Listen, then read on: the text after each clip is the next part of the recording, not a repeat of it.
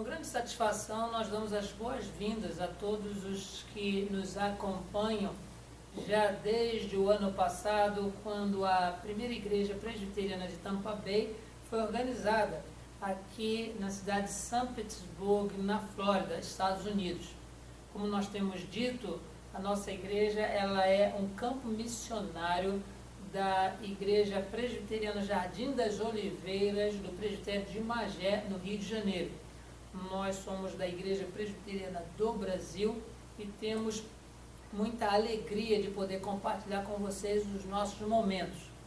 No sábado passado, não ontem, mas no sábado retrasado, melhor dizendo, nós tivemos o nosso culto especial de gratidão a Deus pelo nosso primeiro ano de organização. O nosso trabalho foi organizado no dia 1º de fevereiro de 2014 e Deus nos deu a satisfação e a graça de nós completarmos o nosso primeiro ano. Temos já alguma história, não apenas por causa dos registros escritos, mas também pelos registros fotográficos, e nós nos alegramos em poder compartilhar com cada um dos irmãos aquilo que Deus nos tem dado a conhecer. Agradecemos ao Conselho da Igreja Presbiteriana em Jardim das Oliveiras, que tem dado o suporte a nós durante esse período e que conservem esse campo diante de Deus em oração, intercedendo para que Deus continue abrindo portas para que nós não apenas preguemos o Evangelho, mas que nós também façamos discípulos. Nós temos essa mensagem também colocada no nosso perfil do Facebook e esperamos que também possa edificar a sua vida. Durante o ano de 2015, nós temos focado o tema de crescer diante do Senhor no conhecimento de Deus. No mês de janeiro, nós trabalhamos a respeito de crescer na adoração. No mês de fevereiro, crescer no conhecimento ou na consciência de pecado. E agora, no mês de março, nós estamos crescendo através da graça de Deus, do conhecimento, da extensão da graça de Deus a nós. E hoje nós estaremos tratando sobre esse assunto, abordando o texto da Palavra de Deus, o qual eu convido para que você abra a sua Bíblia e acompanhe a leitura conforme se encontra na Epístola do Apóstolo Paulo aos Efésios, capítulo 2. E estaremos lendo do verso 11 até o verso 22. Você pode abrir a sua Bíblia e acompanhar na sua residência. E diz assim o registro bíblico: sobre os gentios e os judeus são unidos pela cruz de Cristo. Verso 11. Portanto, lembrai-vos de que outrora vós, gentios na carne, chamados incircuncisão por aqueles que se intitulam circuncisos, na carne, por mãos humanas, naquele tempo estáveis sem Cristo, separados da comunidade de Israel e estranhos às alianças da promessa, não tendo esperança e sem Deus no mundo.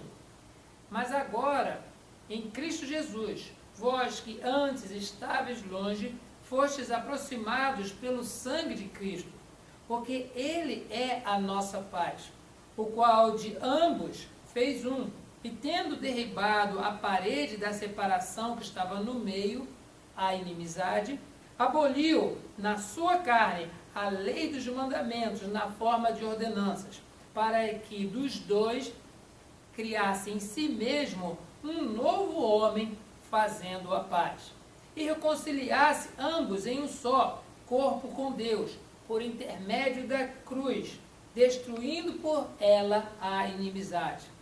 E vindo, evangelizou paz a vós outros que estáveis longe, a paz também dos que estavam perto, porque por ele ambos temos acesso ao Pai em um Espírito.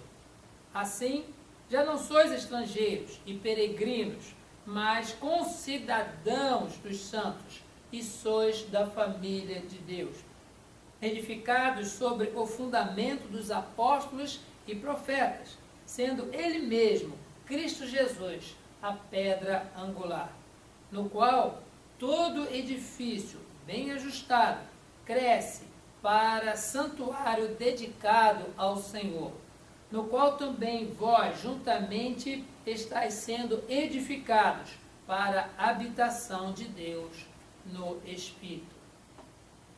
Queridos, nós temos, durante a nossa existência, a experiência de ver coisas que mudam e ver coisas que se transformam.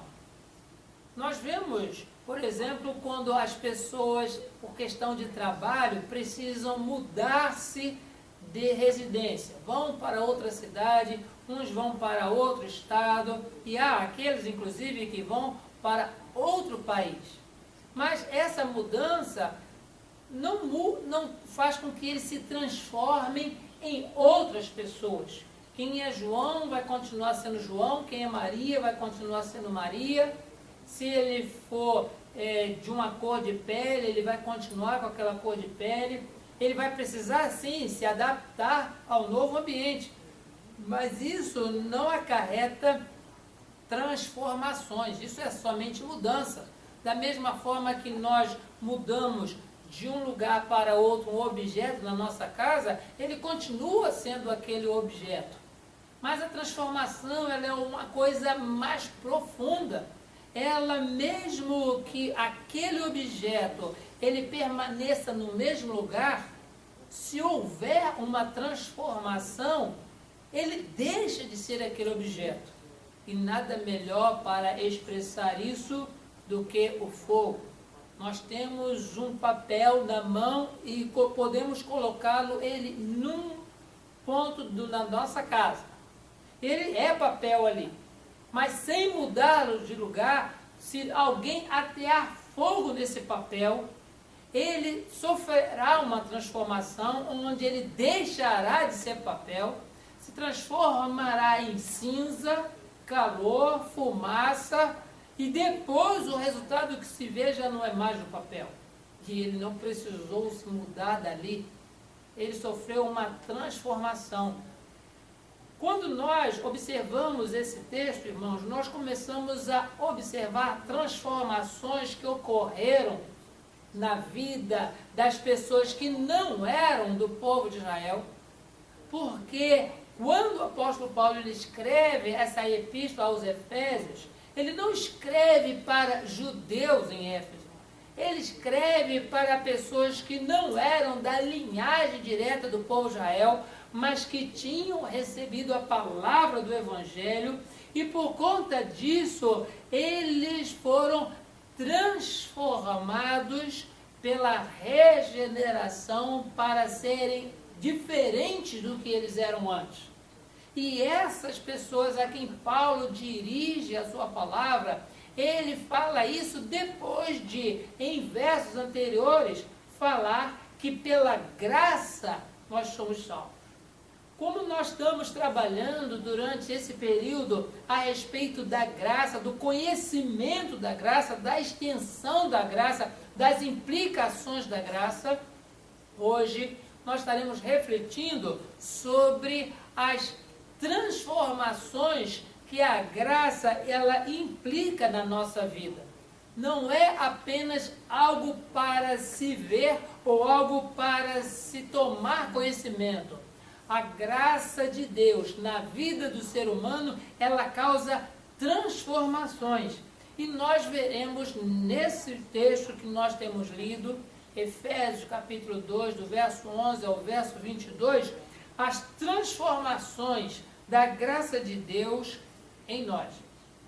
A primeira transformação, irmãos, que nós observamos dentro desse texto, é que quanto a nós, que não somos da linhagem do povo de Israel, quando a graça ela nos alcança, diz-nos o texto que ela nos transforma em povo de Deus. Queridos, eu sou brasileiro, grande parte das pessoas que estão vendo esse vídeo e até mesmo aqui na nossa igreja nós temos pessoas brasileiras e temos uma pessoa americana aqui entre nós. Nós observamos que nenhum de nós é da linhagem do povo de Israel. Mas quando a graça de Deus nos alcançou, ela nos transformou em povo de Deus. É uma coisa tão importante que isso nos aproxima mais de Deus do que a geografia de pegar um avião e ir até lá, Israel. Eu não preciso ir até Israel, pegar uma condução para estar no meio do povo de Deus. A graça me transformou numa pessoa que participa junto com o povo de Deus de tudo aquilo que Deus prometeu a Abraão, prometeu a Isaac, prometeu a Jacó. E agora nós, que outrora nós não éramos povo, agora nós somos povo de Deus. Dentro dessa mesma visão, nós observamos o apóstolo Pedro escrevendo a sua primeira epístola, no capítulo 2, no verso 10, dizendo que nós não éramos povo de Deus, mas porque nós somos a nação santa, somos sacerdócio real, somos povo de propriedade exclusiva de Deus, agora nós somos povo de Deus. Nós não éramos, mas agora nós somos. E quem fez isso? A graça. Sim, queridos, a graça, ela nos transforma em povo de Deus. Sou brasileiro, muitas pessoas americanas aqui entre nós, e pessoas que jamais terão a oportunidade de viajar, e mesmo que viajem, nenhum documento vai dizer que você faz parte do povo de Israel. Nenhum documento. Mas a graça de Deus, ela diz que nós fazemos parte deste povo. E olha que é uma coisa muito importante para nós. Se nós observarmos o primeiro capítulo do Evangelho de João, nós observamos que quando Jesus veio ao mundo, diz o texto que ele veio para os seus. E os seus não o receberam. Mas a tantos quantos o receberam, deu-lhes Deus o poder de serem feitos seus filhos, a saber, aqueles que creem no nome de Jesus.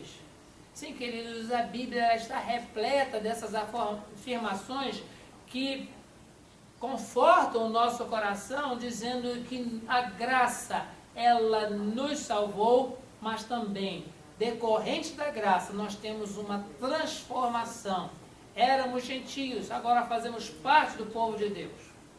Outra coisa que o texto, irmãos, nos aponta de forma maravilhosa é de que outrora havia uma inimizade muito grande.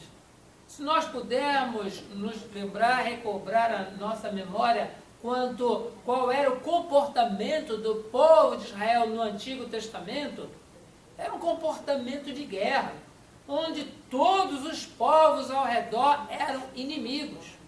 E vemos também no Novo Testamento que até aqueles que viviam dentro do território de Israel, se não fossem da linhagem de Abraão, Isaac e Jacó, eram pessoas consideradas inimigos.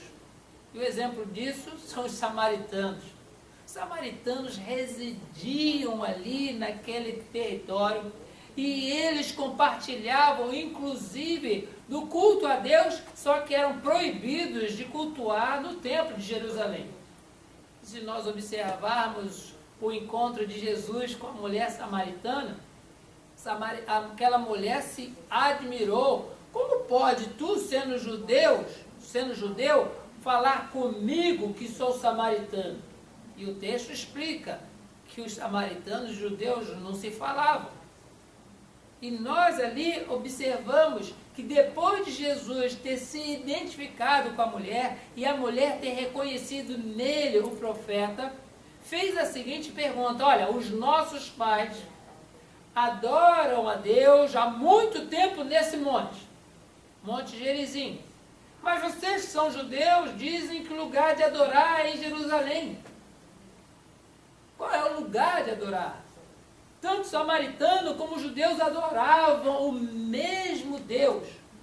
tanto o samaritano como os judeus tinham um código religioso para seguir, mas eles não se falavam, havia uma separação muito grande, mas a graça que transforma, ela também transformou essa inimizade em união diante de Deus.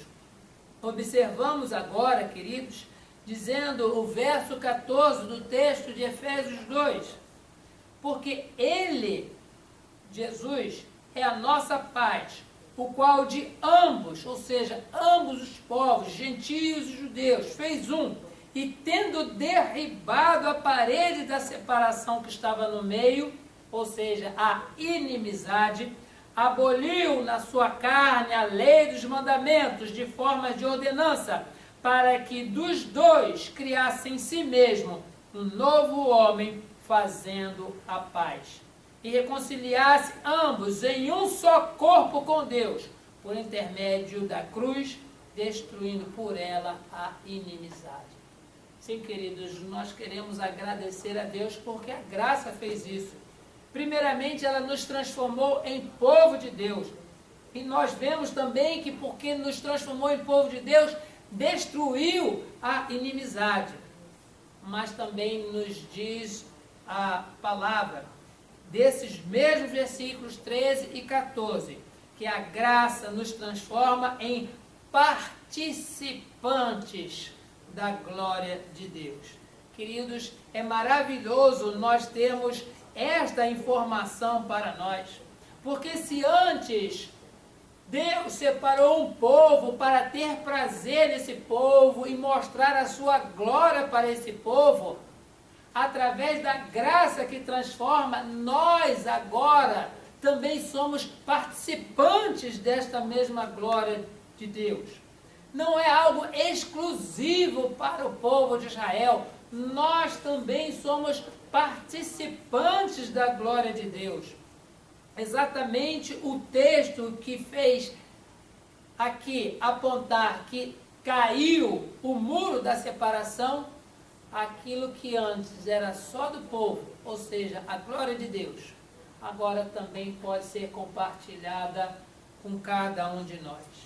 Sim, queridos, observamos que a graça que transforma, ela não apenas nos faz povo de Deus, como também derruba a parede da inimizade, mas também nos faz participar da glória do Senhor juntamente com o povo de Israel. Também nos diz o texto, em terceiro lugar, queremos marcar com os irmãos a nossa reflexão, de que a graça de Deus, ela nos transforma em amigos de Deus.